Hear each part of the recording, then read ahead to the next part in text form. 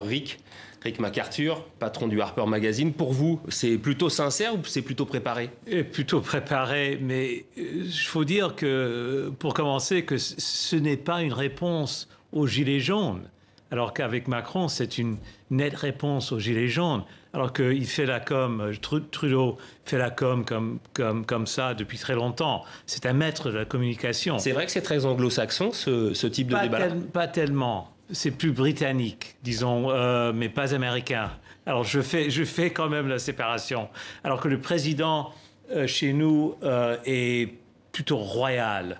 C'est plutôt le roi. C'est pas le Premier ministre. Pourquoi vous dites que Macron, dans le grand débat national, répond finalement aux Gilets jaunes?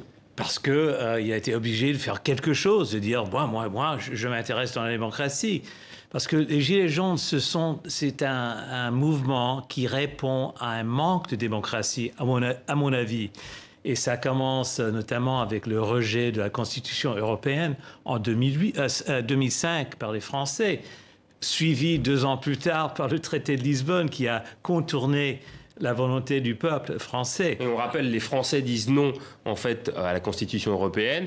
Et finalement, plus tard, ce sera les députés qui vont reprendre la main et qui vont dire oui, on prend la Constitution. Exactement. Et il y a quelque chose de similaire qui est en cours en Angleterre, dans le Royaume-Uni maintenant, avec le Brexit.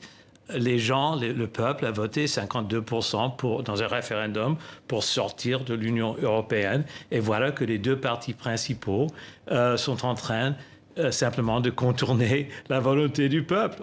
Ça a l'air de s'arrêter. Le processus est en train de s'arrêter. Oui, s'arrête. Oui. Il va être un peu reporté, la décision du Brexit. Et peut-être il y aura un deuxième référendum, ce qui va complètement contre l'esprit démocratique. Ça veut dire que, contrairement à ce qu'on croit, nos démocraties ne sont pas tant que ça démocratiques? C'est ça que vous êtes en train de nous dire? Exactement. Et la réponse, malheureusement, la réponse au manque de démocratie, c'est plutôt la colère. Et la colère est plutôt incohérente. Chez nous, on a eu Trump. Le résultat, c'était Trump. Et je veux préciser que la réponse au Clinton, à la politique Clinton-Obama, c'était aussi une réponse un peu gilet jaune. Pourquoi? Parce que les ouvriers au chômage, les anciens ouvriers industriels, étaient en colère contre l'ALENA, l'accord libre-échange canadien, mexicain, américain. C'est l'accord tripartite de commerce. Et qui a eu la conséquence que plus d'1 million d'emplois sont partis au Mexique. Alors les gens connaissent bien le résultat de la politique Clinton. Ils n'ont pas voté en majorité pour l'ALENA, mais le président Clinton, avec le soutien bipartisan des républicains et des démocrates, ont insisté sur cet accord. Et Trump, quand il arrive au pouvoir, il rediscute l'ALENA. Il remet tout ça en place. Et vous me disiez que Bernie Sanders avait la même vision que Trump? Il avait la même vision, il avait le même point de vue sur les accords de libre-échange et la popularité qui sort d'un sentiment, disons, populiste, qui n'est pas quelque chose de mauvais chez nous. Populiste veut dire sortant du peuple.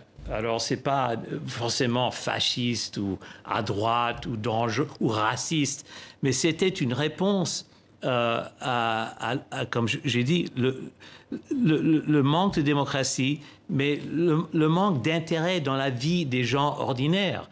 Alors, Trump arrive en disant, voilà, je suis un homme fort et je dis que vous avez été exploité et ignoré, etc. Et les gens disent, on n'aime pas ce type particulièrement. C'est pas un type populaire, mais quand même, il dit la vérité qu'on a été complètement ignoré pendant des décennies. Et les Gilets jaunes, c'est ce qu'ils disent. En fait, ils disent on a des problèmes nous aussi ordinaires et on veut qu'ils puissent être résolus, c'est ça? Oui, on veut que les problèmes soient résolus, mais surtout qu'on soit écouté. Parce que encore, les Gilets jaunes, je suis très content de voir les Gilets jaunes manifester et exprimer leur colère. Oui, il doit y avoir un autre samedi de manifestation, oui, le 16e, après. Mais je vais aller regarder. Mais on voudrait qu'il y ait une réponse un peu plus cohérente dans le cadre d'une démocratie. Mais finalement, une réponse de colère, c'est une réponse à l'indifférence des politiciens, pas tellement une réponse idéologique, disons. Donc, si c'est émotionnel. Si on vous suit bien, Rick, oui. C'est que la démocratie ou les démocraties et le danger qui les guette, c'est le fait que les politiciens ou les dirigeants soient sourds aux réclamations. Et je dirais que, disons que l'oligarchie politique ou financière politique menace la démocratie beaucoup plus que les Gilets jaunes. Merci beaucoup, Rick MacArthur. Vous étiez le premier invité pour cette journée spéciale démocratie sur TV5 Monde. On s'attache aux nouveaux défis. Merci à vous d'être venu. Je rappelle que vous êtes le patron du Harper Magazine. Juste d'un mot, c'est quoi la une du Harper pour ce mois-ci?